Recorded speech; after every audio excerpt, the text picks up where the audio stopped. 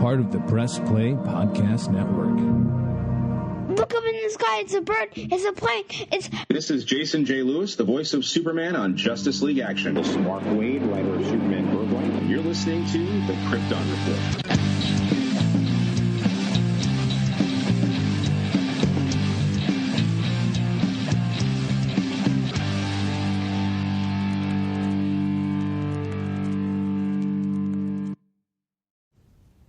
The following recording is the audio taking from the live that we did. The lives are going to be once a month specials, and there's more information to come. So it's a little bit different of an intro, so check it out. What is up, James? Can you hear me? I can. How can you hear me? Yes, I can. Welcome, everybody, to a live stream. We're a little later. Had some technical problems. Poor James' computer is being crap. Yeah. Weird error messages, and finally we were able to figure it out. He could pop up on his tablet. So he's here on his tablet. Making it work. Making it work. And this is something new we're going to try. If you're just joining us, I did post on our Facebook and on our Twitter the link if somebody did want to just jump in here on StreamYard and join us. The more the merrier. It'd be great. But we got a lot of cool things to cover. We'll start with some of the easier stuff first, and then we'll kind of move on from there. First of all, James and I talked about trying to do a live show similar to this once a month. That's our goal. And what's funny is we've had a really busy month, and here we are on the last day of the month, and we're getting it in. And also, we're like, I haven't done StreamYard in a while, so just little things I'm trying to remember and tweak. So bear with me as I work on this, because I want to make the show pretty sweet and dope. I'm a very visual person, so that's with that said, let's get into some of this stuff. Okay, first up, Superman Lois, big casting news. We have a new Lex Luthor, and my first thought was, okay, cool. I kind of hope they had done John Cryer similar to the vein of where they did Lucy, where they used the same actress, but they let her retool the character and everything and revamp it. So I was kind of hoping they'd, let John Cryer come back and do his Lex and retool it and revamp it. But James, why don't you tell us about, the new Lex and see what's up? Well, you know what? Do you have his name there in front of you? I do. It is over here on my other notes here. That was the other thing I brought up here. I didn't want to just call him Abraham. But no, I mean that's what I like know him as. So Michael Cudlitz, if I'm pronouncing it correctly, Michael Cudlitz. I showed his picture to Jania, and she's like, "Okay, cool." Like, she is not familiar with him as Abraham from The Walking Dead, but yeah, he's going to be joining as Lex Luthor. What are your thoughts, man? I've enjoyed him as an actor. He's done a lot of roles over the years. He's been a very he's ran his range, Yeah. He's done some comedy. He's done some serious stuff. When I saw him cast, I was like, yeah, let me see, Like, I'm definitely sure he's matured as an actor. So yeah, I'm looking forward to seeing this new Lex Luthor. Cool. Yeah, I mean, my thing is, it's kind of that same thing about just diluting the property of like this person, but it's cool. It's also funny that this year's on Superman Lois season 3, the villains are both going to be from The Walking Dead. Both actors are coming over from The Walking Dead. So that's it's kind of funny, kind of unique, interesting thing. So yeah, that's gonna be something. Yeah, it's the newest Lex Luthor. How many? We have 3 in like 3 years. I mean, with John Cryer, he showed up earlier, but still, he was in there a couple years ago. Then we got Titus Welliver on Titans, and then we got this guy here. Did Crier show up in season 4? Yeah, season 4 of Supergirl. So that'd been like what, 2018? Right? It sounds right. 4. It ended in 20. Yeah, it would be like 2018, 2019, depending on if it was like the first. He showed up in the second half, so it'd been like the start of 2019. Yeah. So I mean, 3 and 4 years, but he played it through, so it was still, it'll be 3 Lex Luthors in 3 years. Yeah, it is what it is, but and we're gonna kind of use that to segue into. First of all, I'm excited for him. Like, let's see what he does. Like, Superman Lois has been great, and we'll talk a bit more about Superman Lois as we go forward in the show. But yeah, it's been a great show. So, I mean, I'm looking forward to seeing what they would do, because I think it would be a little different than what we have seen previously, but definitely some familiarities, I'm sure. Exactly. So I'm just like, I'm game. The next thing is Titans and Doom Patrol have been canceled. We kind of predicted this and said this with all the changes and just the feeling that we're getting. It does suck that they're being canceled. I think Titans so far has found its footing the best this year than it has previously, but I guess this could be a good season to go out on, because it kind of circles back to things and threads that were in season 1. But we don't know. Like they're both on hiatus, with Titans expected to return in April.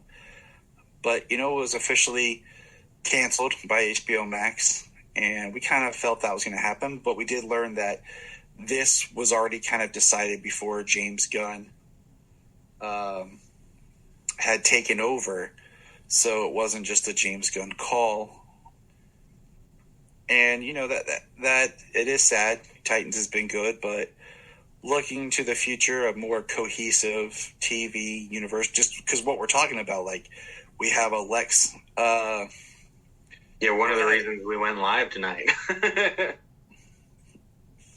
What's up, movie buff? So, yeah, I mean, it's a bummer, but it wasn't a shock. I wasn't like, crap. Yeah, I mean, we're not. Yeah, it's not shocking that they are. I mean, Titans has had many stumbles along the way. Lots of great stuff, but and I do think that the beginning of this season was, in particular, very good for the show. So, I mean, am I sorry? Am I going to be sorry to see it end? Well, I mean, I'm sure, but. It'd be nice to see if they give it a good ending, finally nail it going out. Yep. I agree. Stick the landing. Yeah, absolutely. Since it definitely had 2 that didn't. And, the last one was decent. But, I mean, just... Doom Patrol, I think more people will be sorry to see it go, because it's pretty great. I mean, sometimes it's a little more of the same, but you should check out Titans. I mean, it's definitely more mature, a different take, but it is something that they did do with the book, with the show, trying to keep it closer to like the original Titans run, where it's very character focused. Which the show is, but it's also very, it's new. Yeah. But so the one that I'm still like, I sent it to you the other day, is Pennyworth. Like, I'm still kind of like, so like that season 3 of Pennyworth was like super good.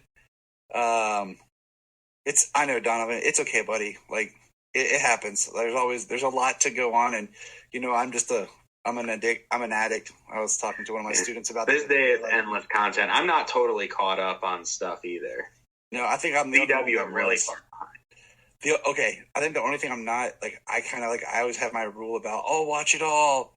Yeah, Pennyworth, watch the first 5 episodes, skip to like the last 2 episodes of season 1, watch season 2, and then enjoy season 3 a lot. Naomi was the only show I kind of gave up on. I watched the pilot, and then I was like, nope. other than that, I've kept up with all the DC shows. So, but I'm glad Stargirl season 3 is on HBO Max because that's coming up here shortly for me to watch. Stargirl season 3 was amazing. That's the one I think that's hurt me the most. That's been canceled. Because it just every season got better, and it was such a good show. Like the other shows, I can feel like, oh, it sucks, they're canceled, but they've kind of started to run their race, But Stargirl just kept getting better and better and better, and now it's no more. But we kind of figured that was going to happen. Okay, moving on. We got a first look at a new Shazam poster that has Billy in the front looking awesome as Shazam. It's part of our cover art that we had pulled up here before everything started. But yeah, what did you think of the Shazam poster? Just seeing all the characters and everything. Yeah, the poster's pretty cool. I'm digging the suits. This movie, the suits look awesome. I mean, they look great last time, but they look a little more streamlined, not as padded for everybody. A little more design. I'm sure if you got a good look at it, you could probably see all kinds of little intricate things for it. Yeah, the suits look really cool. The poster's pretty awesome, it's showcasing everybody, but it's not the same poster that we've been seeing for a long time, like a big head and a bunch of little heads. Yeah, it was a nice actual poster compared to, I don't know, just compared to like what we've seen, like being very, like we talked about, very like generic, and I don't know, just not really liked any of the posters and stuff that we saw, but I liked it. It has colorful. It doesn't look as dreary as some posters, where some posters look like pure Photoshop, where they don't even look like people. This looks better. Yeah, you can everybody looks like people. The colors, it's all different. Like you get to see the villains, you get to see the family, and you get to see like Mount Olympus and the dragon. And I think that shot looks really awesome. Yes, we are going to be getting there, Donovan, because I have a theory on that. But here, I'm looking forward to them all too. Like I have nothing against them. I saw the toy. They released a picture of the Flash, the Spin Master toys of the Flash, that has the Batmobile with it. So it's the '89 Batmobile with a Batman and the Flash in like a box. And Sayla goes, "You're going to get that for me, right?" That looks cool. I like that little. I saw the car in it, and I was like, "Oh, that's a dope car." I'm just like, I never had the '89 Batmobile toy. That's a way to. This is a way to get it right now, I guess. I know, like without spending like a fortune. My friend had the '89. I know. It was just weird. I know. My friend had. I had one friend that had the '89. Yeah. There's our buddy right there. What's up? Hey. Nate says he looks forward to the future of the DC. I did have an '89 Batmobile Hot Wheels that was like metal. Like it was sweet. I still have it. It's on my shelf. I'll have to dig it out and send you a picture of it. But I had a friend that had the big '89 like 2-seater Batmobile, and then I had another friend who had the animated series Bat. That's dope right there. The die cast I got at Lowe's, they had like all of them, but I could only get like one at the time. I was like, you know what? I'll just get that. I could have gotten just about any of them. 66, I wanted Forever. all of them. the Tumbler, the Affleck Batmobile. Like, I could have got any of them, and I went with that one. I wanted all of them until I saw that they were like each like $14, and I was like, crap. Yeah. I'll find mine. It had an actual bat symbol on the top, and I colored over it when I was a kid with black marker because I'm like, that's not how it is in the movie. Right. Batman '89 is still the best. Yeah. It still is. Like, I always said, like, if I had to drive a Batmobile, I'd probably take the Affleck just because it's a mixture of '89 and the Tumbler and just be, a beast. But you know what? I've come to like the new one for the Batman just as far as, like, a regular car. Like, if I just had to have a regular car driving around. But, if I was a billionaire, I'd probably just have them all and just, drive around. But yeah. But we also saw the Funko Pops of The Flash and Shazam. They both have released images of the upcoming Funko Pops. I know Donovan here, he's a big Funko Pop guy. So I see, I'm not the only one. You got to make stuff look like the way it is in the movies. We get mad. Yeah. We get mad when it doesn't look right. I had a Batman Returns one. It looked just like the '89, of course, but it was like black and white. It was like striped. Yeah, it was all kinds of black and white. Like, I don't know if there's supposed to be the snow effect over it or something, but I mean, I rocked the hell out of it, Batman driving all over the place, but yeah, I never had. So the first, like, large Batmobile toy that I ever had was the Forever Batmobile, because that was easier to find, and it was a sweet toy. Like, I loved it. I wish I still had it, but my mom probably sold it in a garage sale. Rest in peace, garage sales. But you know what? We had the Batman and Robin one as well.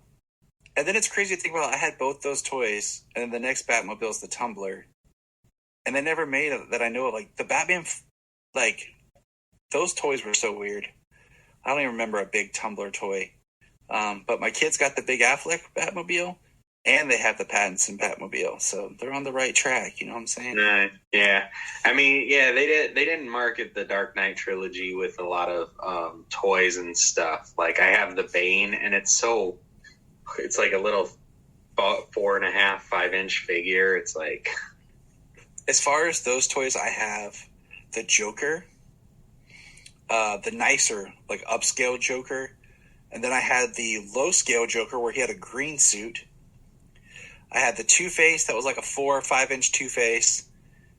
And then I had, like, I got for Christmas, it was like a 2-pack from Walmart of a Bane and a Batman from The Dark Knight Rises. Yeah. Speaking of, I mean, I know that McFarlane's doing the Dark Knight line. Yeah. And I'm definitely picking up that Bane, too. And the image they released of that Batman doing the Dark Knight stance with the among the rubble. Like, they do a really awesome job making those little dioramas with the toys. I want that. But I always hate that the Batman Begins suit gets overlooked and forgotten, because I really thought that was a great suit with a really great bat symbol that it doesn't get used. So I'm going to get that Batman. I have to get that Two-Face and the Scarecrow. Those are the three that I want from the Dark Knight trilogy line the most.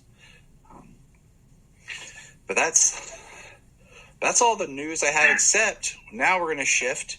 We're going to talk about the Shazam trailer. James, how many times have you watched this trailer? A few, about a handful. Yeah. This is nothing against the movie, but I don't like the trailer. I didn't feel like this was a great second trailer. Parts of it are good. Like, the way it starts, I feel is a little too long, with, like, the trying to build the intent, like the intimidation where we see Lucy Liu coming in and everything. And then, I feel like this trailer was cut. Like, we know the film's done, right? But it feels like they took the big action scene with the dragon at the end and just kept chopping it up and then cutting and pasting. Like, every 10 seconds, throw another scene from that final big thing in the trailer, because the flow, and I don't like the song. Like, it feels out of place. Like, the last trailer had the Eminem song that felt very upbeat, and you kind of went with it and gave you like this cool feeling. This song just feels very dour. Well, I mean, if they're trying to match it, I mean, he keeps like take the powers back, this and that. They're like, you took the powers, they you stole them. Well, take them back. Yeah, Donovan. Yeah. And then there's like Freddy in peril a couple of times. Freddie and Mary, we see, get their powers taken. It looks like the Daughters of Atlas are taking back all the power. And what sucks is, like, this would be a really good, feels like it'd be a good film for somehow, like, this type of a villain for Black Adam to show up. And I think that's I think what really bothers me is, like, they said that Dwayne turned down a chance to do a cameo in this movie. And I think that's just wrong. I mean, Black Adam goes with Shazam back and forth, and they're tethered together. And for them to both have a film, and for both films to come out like they are within 6 months of each other, and then not be present together, is heartbreaking. But yeah, we see, like, it feels like the dragon scene is going to be the third act.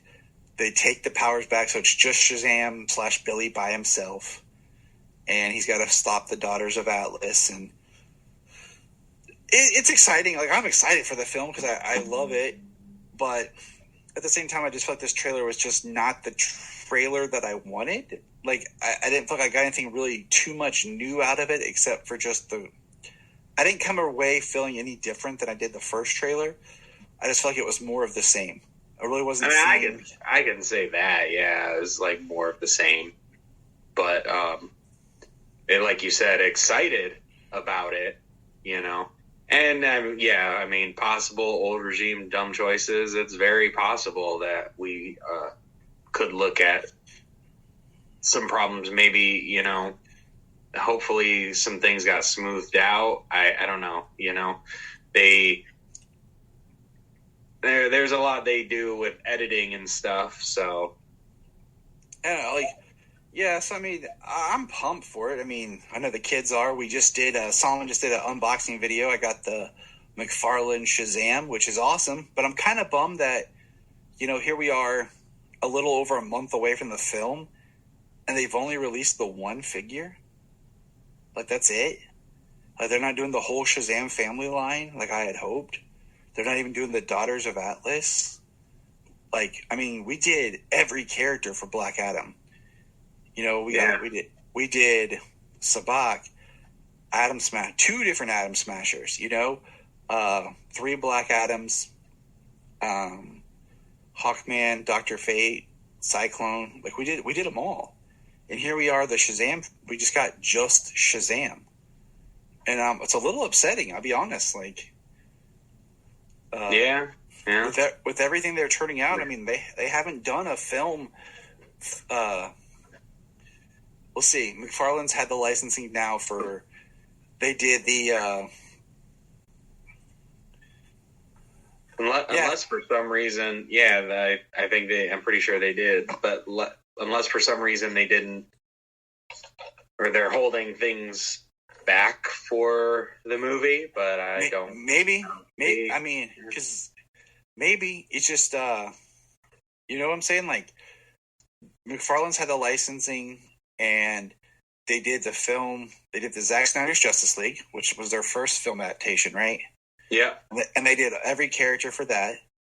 They did the Batman, and I think we have them all but Catwoman. They did like 4 or 5 figures for that.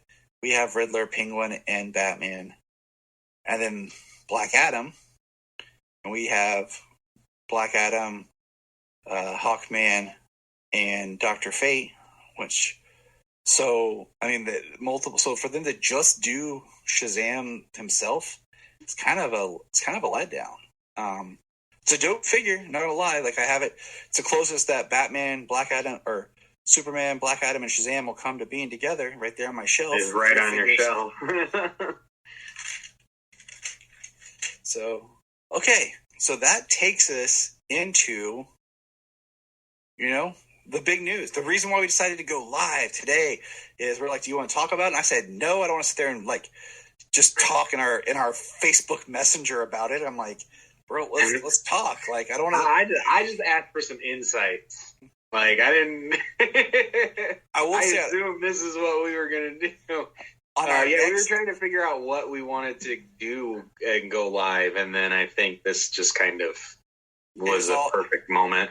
Yeah, it was. I do want to say, at our next episode proper recording, you'll actually hear a message from Brian, our good pal, Man-Child of Steel. He dropped me his thoughts real quick, and I've incorporated that, and I've incorporated Solomon's thoughts into our next proper episode of the podcast. So today, James Gunn dropped basically a video of him talking, and then there's been other news sources that have come out with information regarding everything. So yeah, I'm just pulling up what I have here. Yeah, kind of got the upcoming DC Universe slate, 10 projects, and I guess just a part of Chapter 1. Yes. So, yeah, he said Chapter 1, this is part of what I can share with you now. Donovan says, I'm hopeful for James's take on the DC Universe. I'm hopeful too. I'm always hopeful. We just want to see it do good. We want to see it do well. Yes, we're going to get into that. 5 films, 5 TV series, first part of Chapter 1. Because God there's a couple and monsters. And I don't really think people have posted, like, it doesn't have to do with the Gods and Monsters movies. It's just the idea. It's a name to hook, kind of hook you, because, when he announces what they're actually doing, it's very interesting. And we're going to go kind of beat by beat here. But first thing he stated was he's excited for what's rest of this year. And some key takeaways that I pulled off was, one, he says The Flash is great. And he says it's going to reset the universe. Okay, cool. All right. He talks about pretty easy to do with The Flash, right? Which makes sense. We've said that all along. That's the perfect movie to kind of buffer these two, much like Justice League, Apocalypse War into the Tomorrowverse. Mm-hmm. The next thing he stated was Shazam. He was talking about it, but he stated, and this is what was interesting. He says Shazam's always been kind of off on its own.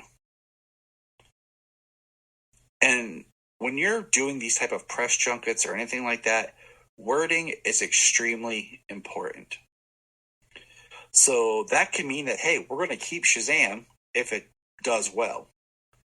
If Shazam 2 does well and all that, because we haven't had any of the Shazam family, like, characters properly with any other actors. Now, granted that everyone thinks that there's a Wonder Woman cameo in the film. There might be. We don't know. We don't know what's been done in editing. But I'm just going by what he's stating here in his wording, that has always been off on its own, doing its thing. And then he says Aquaman at the end of the year. Cool, except it runs into, once again, we have no idea cameos in films. Things could have been changed and altered by now. But there was a quote from Peter Safran about Aquaman 3, a potential Aquaman 3, okay? And the thing says, though nothing was officially confirmed, Peter Safran did drop a telling hint when asked whether Momoa would be sticking around as Arthur Curry. Quote, Jason always saw Aquaman as a trilogy, end quote. The Game of Thrones alum has been expressing his excitement about taking on a new role in the DC universe via social media. There were trade reports that he may be also in line to play Lobo. All James Gunn would offer was, I will say we won't have an actor playing 2 different roles. So Donovan's saying he heard the door was open for. My thing with that is, okay, if the Flash is going to reboot things,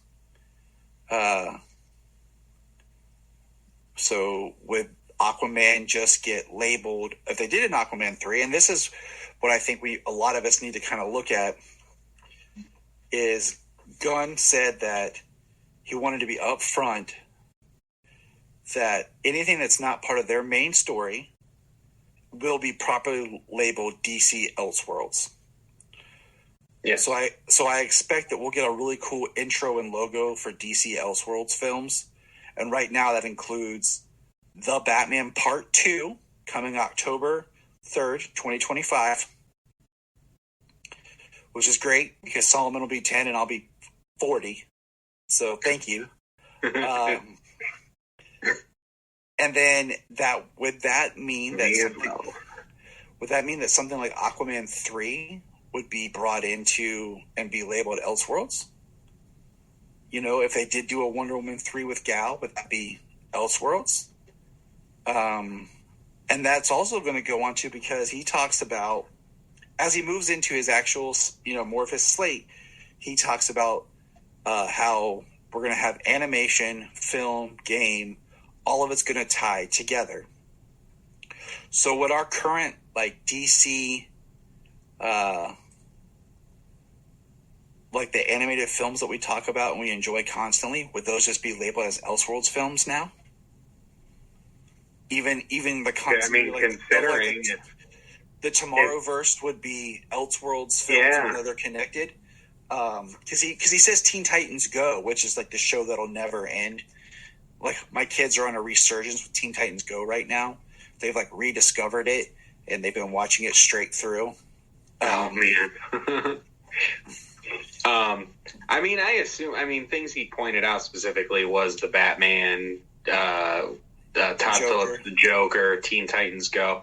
And then he's talking about how animation, TV, films, and he even specified games, if it serviced the overall story. That would be difficult with the straight to home DC animation that we've enjoyed for so long.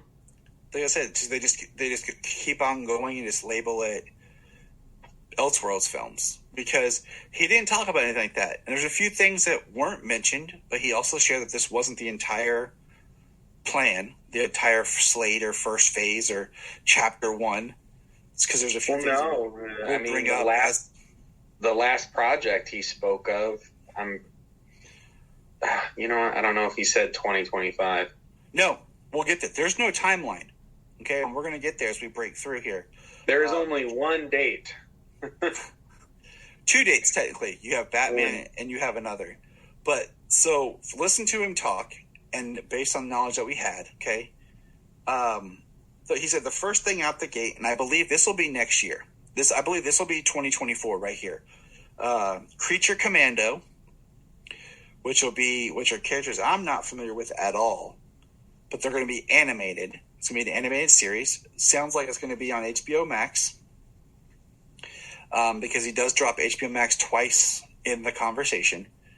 And he mentions that people that voice the characters will also be their live action iterations through animation.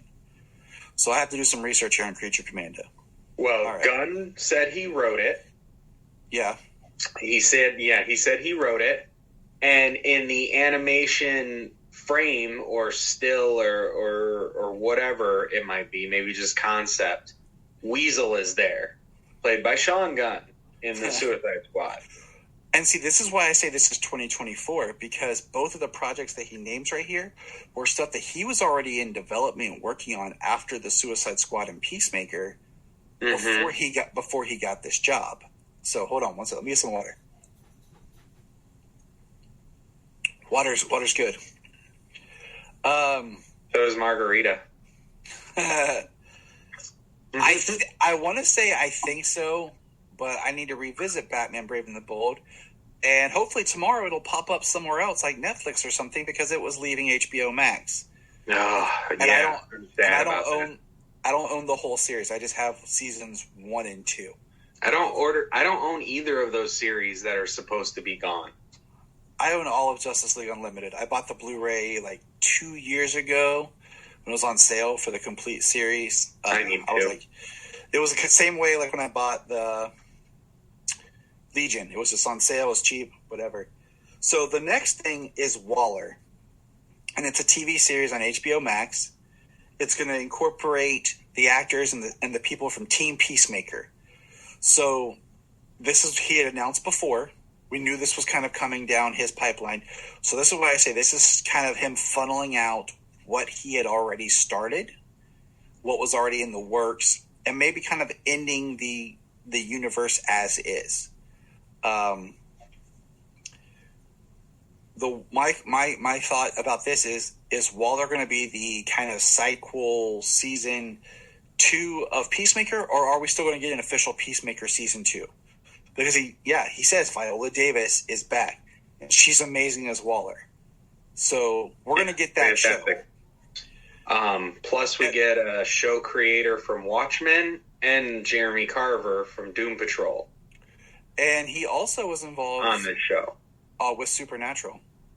Jeremy Carver was years ago. Was he one of the many showrunners? He was. He took over, I think, season 6, 7, 8, somewhere in that bracket. Especially, I think, towards the end, that's why that one character was Carver Edlin in season 5. So he says Viola for sure. He talks about Team Peacemaker. So we know those are going to carry on those characters. But then the big thing he says is the true beginning of the DC universe. So his true new universe will start July 11th, 2025 with Superman Legacy. And it's a film. Now, for people who are saying that, they're going to recast Hit and Hair stuff here because they have Viola Davis, it's still more of the same. Well, my thing is, that's why I say that show's ending kind of the universe, because he says the true start of the new DC universe is here. And if you look at what he builds out from here, he's not rehashing characters that we already know. He's not talking about bringing back characters. It's him talking about a new Superman. And I have the quote here. About what this Superman kind of is. So hold on one second. Let me pull this up. This is from Variety. Set to open July 11th, 2025, Superman Legacy will mark the start of the DC universe, as Safran put it. But it will not be an origin story or the proverbial Man of Steel. It focuses on Superman balancing his Kryptonian heritage with his human upbringing. Safran said he is in the embodiment of truth, justice, and the American way. And he is his kindness in a world that thinks his kindness is old-fashioned. My thought is, we know it's going to be a younger Superman and a younger actor. And, 2025 is only 2 years away. So we know that we're going to have traction with it soon. We'll probably be seeing casting sometime this year for it. If they're going to, they'll be filming it next year. So it's going to move quick. And we know it's a younger Superman. So that's the start of where they're going to start creating and crafting their DC universe. So, there's a lot of stuff I feel like that's going on that we don't know about, and I'm not going to hypothesize about a lot of it because there really isn't. We could go down a lot of rabbit holes. Honestly, at this point, that's really all it is. This is the most news we've gotten since the over marketing of BVS. This is the most DC news we've gotten for anything.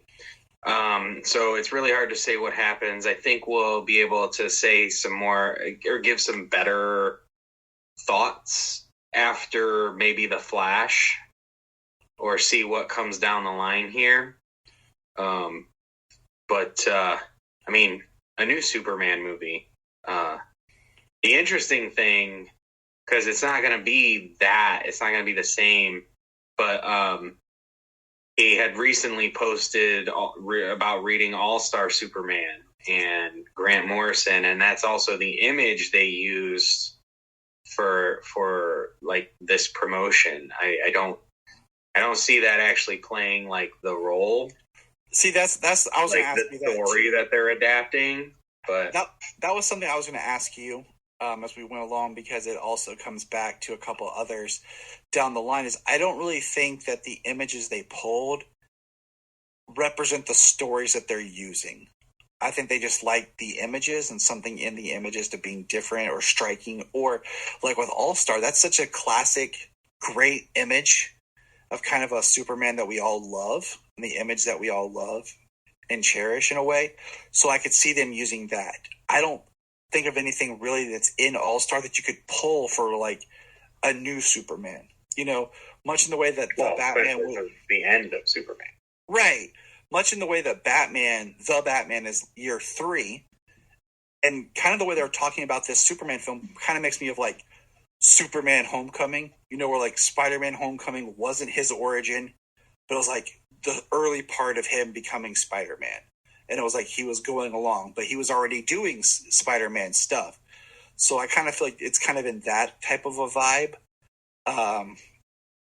So that's the big one. And then we're going to jump to TV with the HBO series Lanterns, which is described as a true detective type story with a story element inside of it that's going to encompass the much larger story they're going to tell across all the mediums with all their stories, all their movies and TV. And it's going to be with Hal and John. And like a buddy cop. And they said it's going to be, there's going to be other Lanterns sprinkled in there. And I say, sweet. So we know, we can pretty much say that anything that Abrams had ever talked about trying to do is done, because it's been like 3 or 4 years. I think at least 3 years since he signed on, and he's produced nothing. I was going to say, wasn't that about 2018 that JJ signed on, or was it 2019? I feel like it was 2018. I think it was. I feel like it was. So he's done nothing. So the Lanterns have always been getting kicked around, but I think this is great. Your two biggest Lanterns known are Jon Stewart and Hal Jordan. I think Hal Jordan being the older Hal Jordan, who's, just as like this a little bit more mature, older, seasoned Lantern, Jon Stewart being a little younger, not much, but then you could sprinkle in, because of how the Lanterns work, Guy could appear, Kyle. I personally think Jessica Cruz is a great character that could be brought up just for, more female awesome characters and diversity. Like, she's a great character to bring in. Simon Baz and Jessica Cruz would be perfect additions to two younger core members, both from diverse backgrounds. And you can always, there's always the idea of, there's a world they're a part of. It doesn't have to be the origin, because we know that Simon's origin ties to Sinestro creating his own ring and all that. And, of course, you can tweak things. So that sounds amazing, okay? I think Jon Stewart's really due for a great live-action version, so I am extremely excited and pumped to see what becomes of Jon. Now, the next one is a film. And if you notice, this is where you start to see this pattern of film, TV, and so on. Well, it's really nice because you can, focus down one lane while the other one's coming up behind. And as soon as that one drops, your focus shifts to this one, riding it out. And then back and forth like that. And he said, they have an 8 to 10 year plan that they're working out. He said this is chapter 1, and that Superman comes out in 2025. That's it on dates. After that, we have no idea if this is all 4 things are coming 2025, or if it's 2025, 26, 27. We don't have a timeline of anything else yet. Okay? And Donovan says that JJ signed in 2019. Okay. So the Authority film. Now, I'm not familiar with any of the characters of the Authority other than the one we met when we read Superman and the Authority. Just doing a quick look and a quick study, I feel like this could be your more harder R type film, more in the vein of like The Boys or something. Or like he described it as doing superheroes in a different way, which is interesting because I feel like that's kind of what DC's been doing with all their properties, and that's why they weren't connecting as much with mass audiences. But the Authority film, yeah. Yeah, I mean, Apollo and Midnighter, we know of them. Yeah, I mean, that's why I'm just like, okay. I mean, you know, that goes back to what I was saying, like, he's not pulling out all these big characters yet. Then we go back to TV with Paradise Lost, and it's a show about the Amazons. Live action. Yeah, on HBO Max. He said HBO Max. He describes it as like Game of Thrones style show. And then in my personal notes here, I kind of put like, that could be really awesome if like Hippolyta is the main character. Like this is before Diana. Yeah, Henry Cavill for Apollo. I would watch that. Yeah, I would be all in. So yeah, totally. Like before Diana, she could be created. I think a subplot that I think would be really great in the story, which I loved in the comics more recently. I think it was the part of the New 52 was the sons of the Amazons. That whole storyline and about how Amazons created more Amazons, where if they originally the Amazons, if they had boys, they would kill the boys. And then what happened was Hephaestus basically started trading weapons for their male children. And Hephaestus was taking the sons of the Amazons and raising them. And I think that's a really cool storyline because I think there's a lot of dark history with the Amazons, building them up to the Amazons that we kind of know from the other films and stories, with some really interesting ground to play on. Well, it depends on what kind of Amazonian mythology they use, because if you bring in some of the real world like Amazonian mythology, it gets real dark that way too. I mean, yeah. So and it's called Paradise Lost for a reason. Yeah. So thanks, Donovan. Thanks, buddy. We hear that the Amazons were betrayed by the gods. They were enslaved.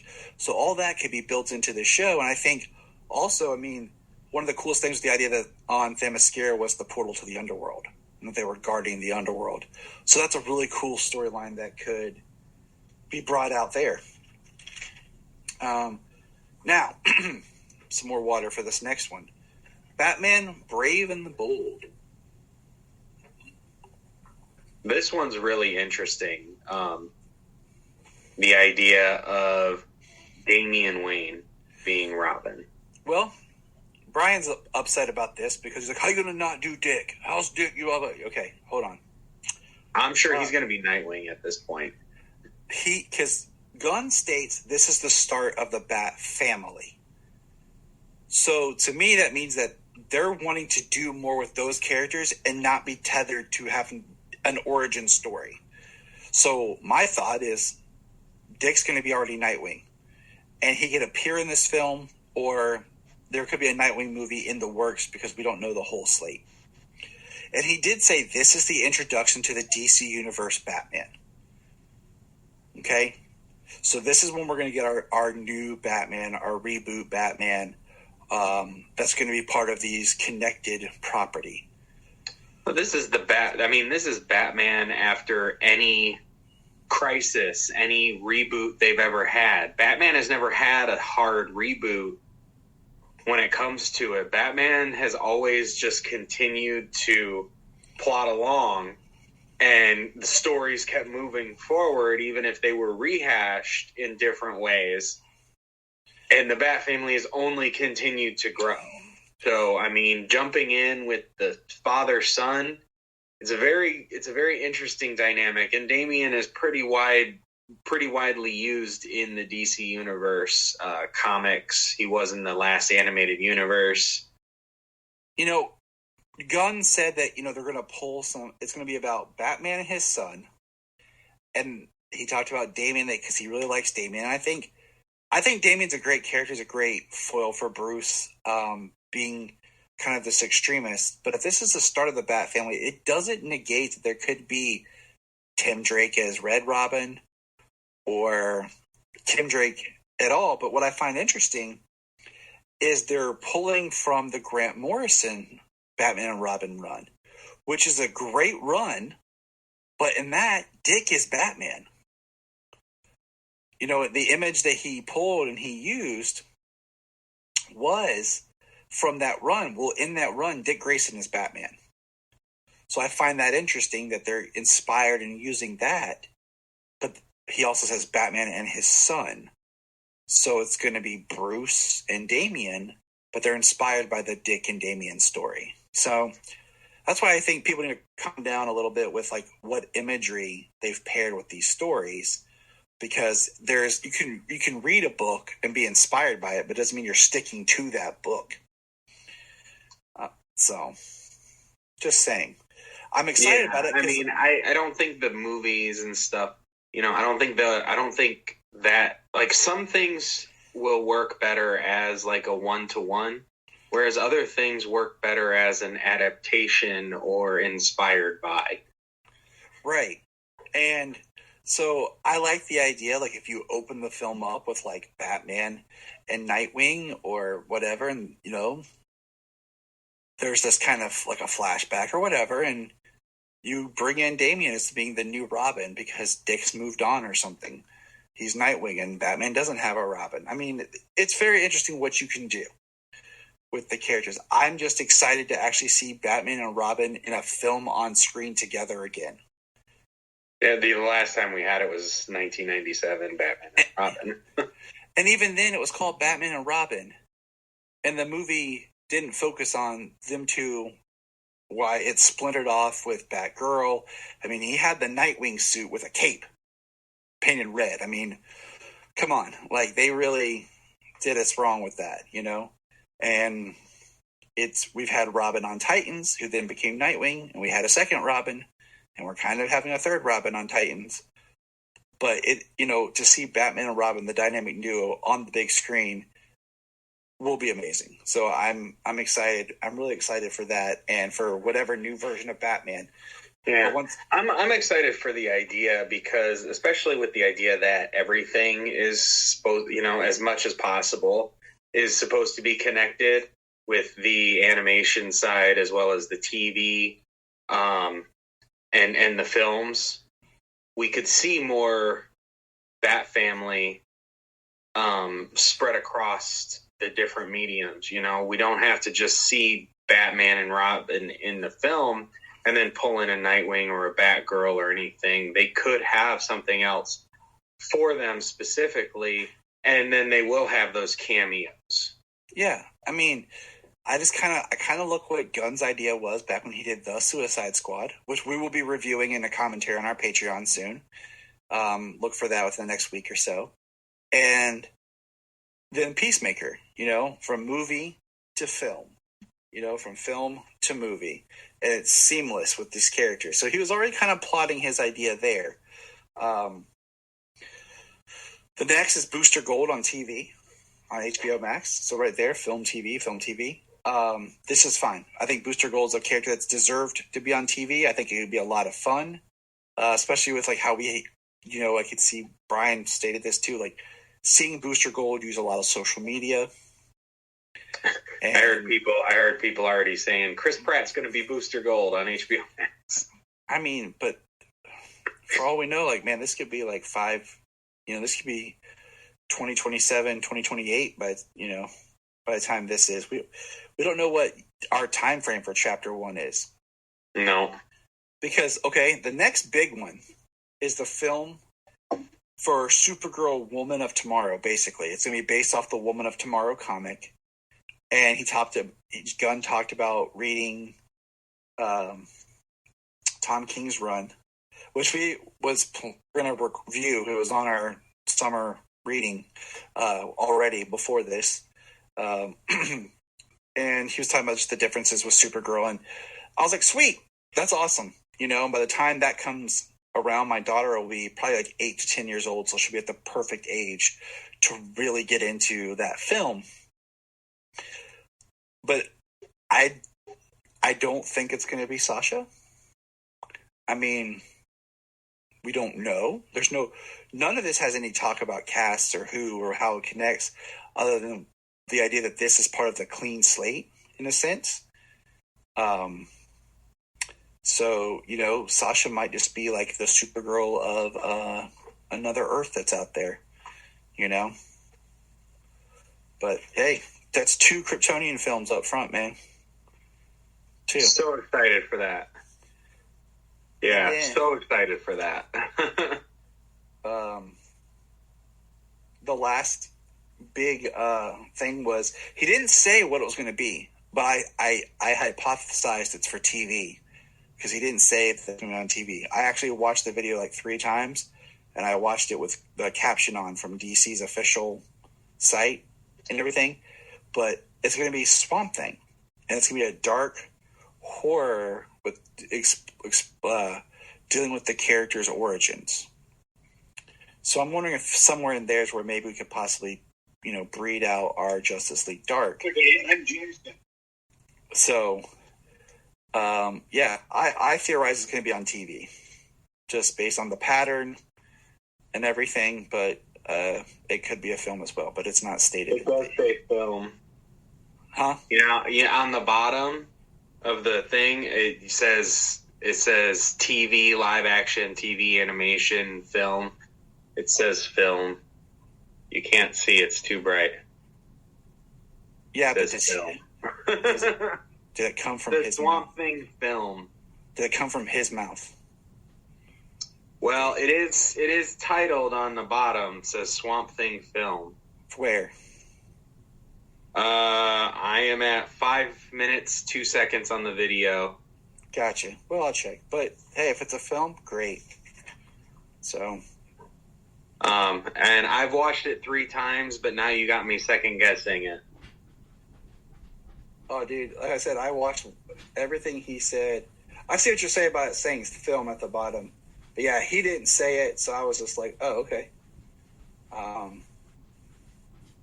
But it doesn't matter. It's still going to be awesome. Oh, yeah. I am very excited for Swamp Thing. Swamp Thing's always been a very a very likable character.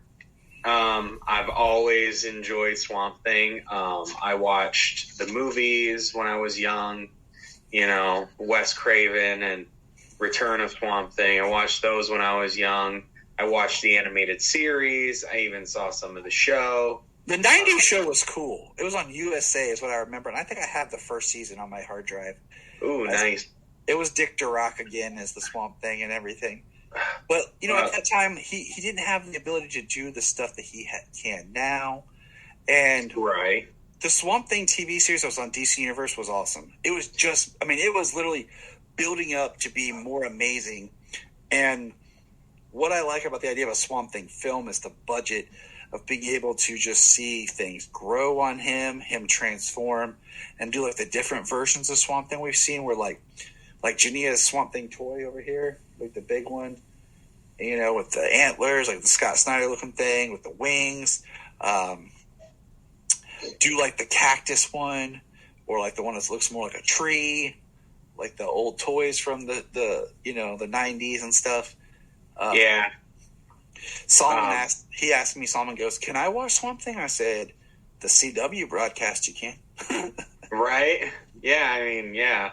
That show, that's the one show that I have.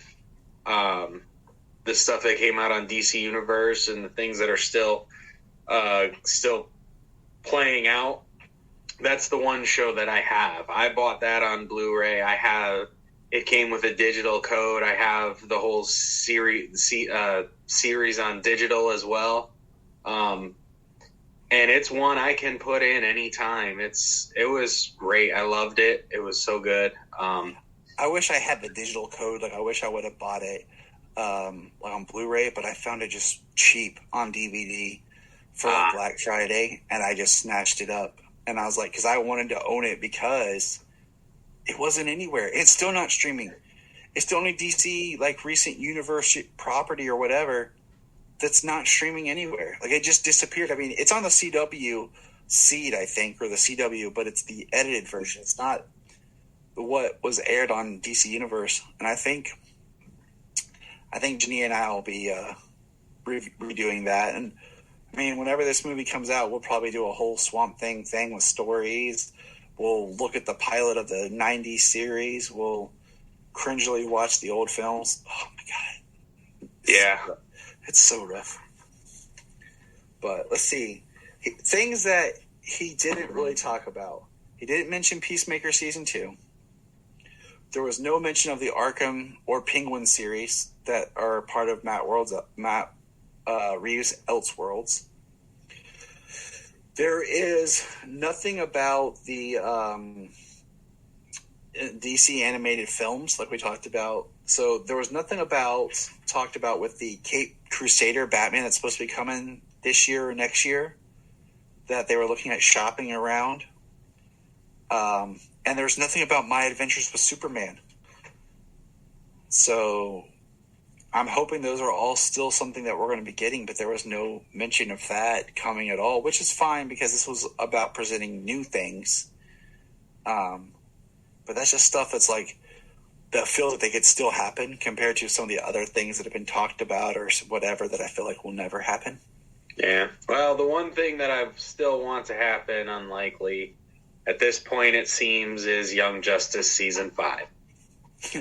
Yeah, I after reading Final Crisis just recently and things that they dropped in Young Justice last season, I'm like, God, that would have been, or I say just give us a Young Justice movie, like an hour and a half movie, animated film. Just give us that, and do that. Well, the thing that they did, that the writers of Young Justice did specify, is they would never really put an end on it, that it would feel like, because I think the idea with the passage of time in the show is that, the passage of time continues even after the show, which I think is fine. But I think you would want to leave it in a better place without such a dire cliffhanger with Black Mary and Kara on Apocalypse as Darkseid's Furies. Like, I mean, come on. I mean, that was such a freaking high note to end on, and it's like, finally something was going to be done where I would have Supergirl and Superboy together in a show, and it was going to be like evil Supergirl, but now I'm nothing because for some reason I can never get Superboy and Supergirl in anything together so that my kids can watch it and both be happy. Nope, that can't ever happen. All right. Now, on to the next thing. The future of the CW series was revealed by the pair at a press conference, which laid out their initial development slate. When asked about Superman and Lois, Gunn said, "It's a show that everybody likes, so it's going to keep going for a little bit. It's expected to go for 1 or 2 more seasons, according to James Gunn and Peter Safran. 1 or 2 more seasons. So it might end 2025? But just before Superman Legacy comes out? That's what I'm thinking.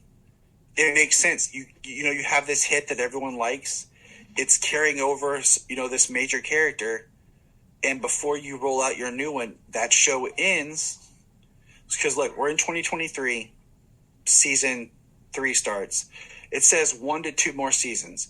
So we could get, season 4 in 2024. And then that could be the end of the show.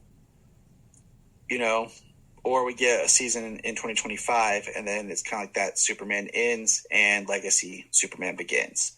That makes sense if that, to give us a little bit more to hold out with that show and wrap it up then. Now, my favorite quote is this. Gunn and Safran were also asked about the fate of the upcoming CW series Gotham Knights. Neither of them had a comment. Yeah, I don't think it's going to last. I feel like somewhere it's already been canceled. Like, just they are contractually obligated to release it, or something much like we had that feeling about, Naomi being canceled and all that stuff. Like, so I'm not trying to be a downer. I'm just saying in general, like, I feel like it's just gonna happen. There's no hype for the show. But there's just no hype for the show. Like, I think every time like I said it, every time a new trailer comes out or something, and we keep talking about it, or new, talking about Misha Collins's Two-Face, like every time something comes out, it's like, oh yeah, that's still coming, and it's almost like that. It's almost like that for anybody else that I listen to. They're like, oh yeah, Gotham Knights is still coming. Because hey, this new information, this new trailer, this new whatever. It's just not. I think it just keeps dropping off everybody's radar because there's like the day after it premieres, they'll be like, and this is canceled. Yeah. Kind of like Powerless. Remember Powerless, the show that nobody remembers? I own that show. I think it's hilarious. You do? I want it. I do. Yeah. I want it because I enjoyed the first bits of it. So yeah, it was really funny. I mean, it wasn't anything. It was not groundbreaking or anything. It was just kind of over the top. But it would have been better if they hadn't all of a sudden turned it into felt like it was a spiritual successor of Batman 66 and added Van Wayne and just kind of kept more of the tone they had initially. Yeah, I mean, Alan Tudyk is fantastic. He's always great no matter what he does. But even playing a character as one note as that, that was just something that didn't end up being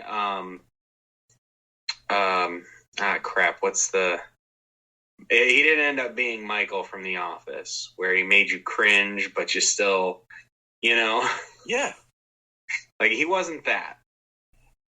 Yeah, exactly. It didn't land like that. It did not. I'm looking to see if the library has it out of curiosity. But, yeah, so that's the slate. That's the news. And we'll be back, here soon with our regular scheduled episodes. But this was our live, so look for our regular episodes to drop here shortly. So I'm Tyler, the Superman of Blue. This is my technically challenged friend. Poor Come on. It was a rut. 2 Suicide Squad movies, both of them just wrought with technical error, technical difficulties. Tonight, we've had some rough stuff recently, but it's all good. We figure it out. If anyone hasn't checked out, on our Patreon, we just dropped our commentary for Wonder Woman 1984. And we realized that movie is extremely boring and dull. And during the process of watching that film, Jamie, his girlfriend, fell asleep. Jania, my wife, fell asleep, and so did James's daughter and my daughter, Sayla, who came down and was... So that just proves that there's some issues with that film. And Jamie likes that movie. So, and we kind of talked about the good and the bad with it and everything. So it's... yeah. There's like we said, there's a lot of good parts, but it just doesn't. It's not the sum of its parts. Well, of course, Donovan, we'll let you know. We want to do this, and since this kind of went well, we'll be highly promoting whenever our next one is. Like I said, in February, probably towards the end of the month. Probably start doing these maybe more towards the end of every month to keep up consistency. So from us here, thanks everybody for being part of things, and remember. If you are like Tyler and James and can't get enough super talk, check out these other podcasts. Digging for Kryptonite, Supergirl Radio, The Last Sons of Krypton, the Superboy Legacy Podcast, All-Star Superfans, Superman the Animated Podcast, The Aspiring Kryptonians, Always Hold On to Smallville, The Geek of Steel, and Truth, Justice, and Hope. Remember to check out Krypton Report on all social media platforms. Go to linktree.com/Krypton Report. You find out all of our information. $1 a month. You'll get extra special content that you don't get on the main show, like movie commentaries and whatever else comes out of our mouths. So check it out, patreon.com/Krypton Report. This is Dan Jurgens, and if you want to have a good time, keep listening to the Krypton Report. Look up in the sky. We just want to say, if you've enjoyed this podcast, please check out other podcasts on the Press Play Podcast Network.